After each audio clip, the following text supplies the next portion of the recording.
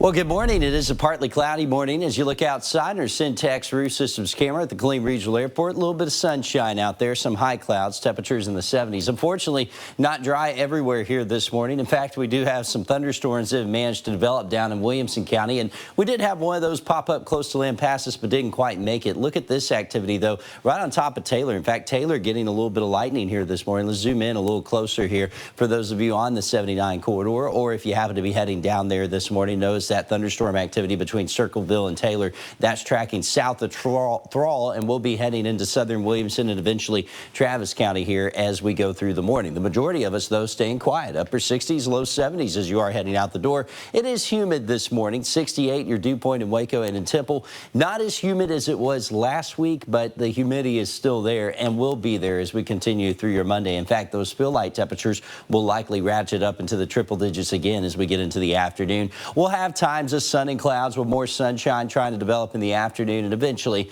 potential remains there for an isolated shower or thunderstorm as we climb to about 93 degrees or so. Normally should be around 93, record 103 in 1998. Future Track will show you what those south breezes around today, but they won't be very heavy. 5 to 10 miles per hour, gusts close to 15. What we'll monitor for in the afternoon is that potential for a couple of isolated showers in the Brazos Valley. Again, these are those sea breeze showers, so they won't make it all the way to Waco, Temple, Killeen. We get into Tuesday, very similar. Numbers could actually be a touch hotter in the central Texas area, and the wind will be increasing. So that humidity will come up with south winds around 15, gusts into 23, and again, potential remains for an isolated sea breeze shower and thunderstorm. That continues into Wednesday, although Wednesday looks drier as high pressure will start to take over here for the second half of the week. It'll attempt to, at least, not really strong enough, and it'll bring the warmer temperatures here for the middle of the week. By late week into early next week, we may have the potential for this high to build back over us and eventually to the east. Once it moves to the east, that'll open up the door for daily sea breeze shower chances here